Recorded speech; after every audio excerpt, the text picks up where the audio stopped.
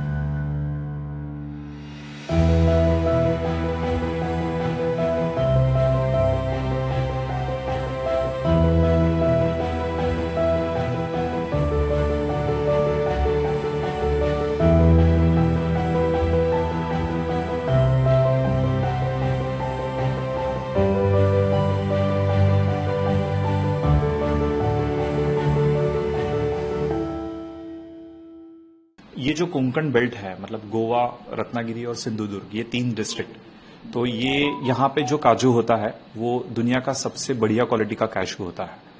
ये हम लोगों को पोर्तुगीज लोगों ने गिफ्ट दिया हुआ है। जब भी वो गोवा में थे और उन्होंने सॉइल इरोजन स्टॉप करने के लिए यहाँ पे काजू के बीज बोए, तभी उनको ये पता चला कि ये यहाँ की जो मिट्टी है, यहाँ का जो स्वाद है, जैसे रत्नागिरी अल्फांसो के लिए जाना जाता है, हापूस आम के लिए, वैसे ही यहाँ का जो काजू है उसमें प्रोटीन कंटेंट्स ज्यादा है, उसमें आयरन ज्यादा है, तो यहाँ का जो काजू है वो ज्यादा मीठा है। ये बहुत कम लोगों को मालूम है। यहाँ पे सबसे बड़ी दिक्कत यही है कि अपने यहाँ पे सोना उग रहा है और हम लोग वो चांदी के भाव में बेच रहे हैं। मतलब अगर मैं इंडिया की बात करूं तो अपने यहाँ पे हर साल 25 lakh metric ton cashew seeds process होते हैं, जिसमें से 7 lakh metric ton cashew seeds India से आता है और बाकी का 18 लाख बाहर से आता है, मेनली अफ्रीका से आता है।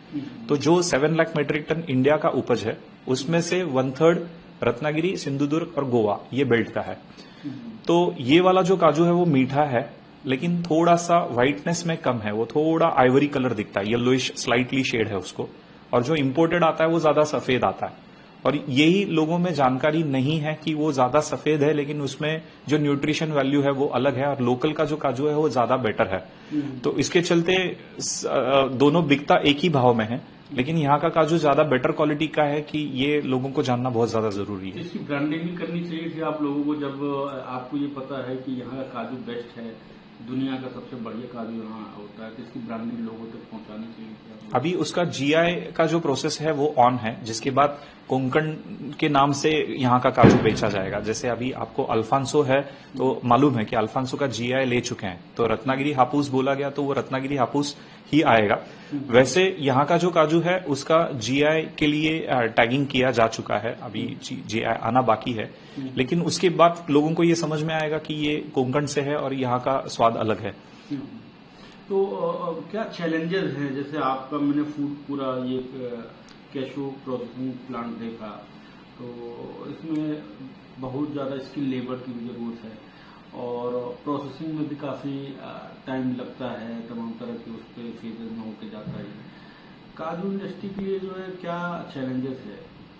ये इंडस्ट्री बाकी इंडस्ट्री की तरह वॉल्यूम की हो चुकी है। अभी आपको अगर अच्छे से प्रोसेस करना है तो वॉल्यूम में करना पड़ेगा, ये सबसे बड़ी बात है। दूसरी चीज है कि अपने यहाँ पे जो लोकल कैशू आता है उसके दाम इंपोर्ट के मुकाबले महंगे हैं। मतलब लोकल काजू का बीज जो है वो महंगा आता है और इंपोर्ट सस्ता आता है, तो उसके चलते आज किसान प्रॉब्लम फेस कर रहा है, उसको अच्छे दाम नहीं मिल पा रहे, क्योंकि उनको अगर 120-125 रुपया एक्सपेक्ट है केजी के पीछे, तो इम्पोर्ट जो है वो 80-90 रुपए में आ रहा है, तो उसके चलते उनको वो प्राइस नहीं बैठ पाता। ये एक सबसे बड़ा किसानों के लिए चैलेंज है। एज अ प्रोसेसर हम लोगों को ये चैलेंज है कि इंडिया, मैं अगर ज्यादा दूर की बात नहीं करता हूं, 10 साल पीछे चले जाते हैं, तो India was the largest consumer of cashew, जो तो हमारी लोक संख्या ही इतनी ज्यादा है। उसके साथ हमारे और 2 रैंक थे, एक कि हम लोग दुनिया के सबसे बड़ा इम्पोर्टर थे और हम लोग दुनिया के सबसे बड़े एक्सपोर्टर भी थे। अभी क्या है कि हमारा जो इम्पोर्टर रैंक है वो अभी भी कायम है, कंज्यूमर रैंक अभी भी कायम है, लेकिन जो एक्सपोर्ट वाला रैंक था वो हम लोग एक छोटी कंट्री वियतनाम से हार चुके हैं। हम लोग अभी 2nd रैंक पे हैं, वियतनाम 1st रैंक पे है।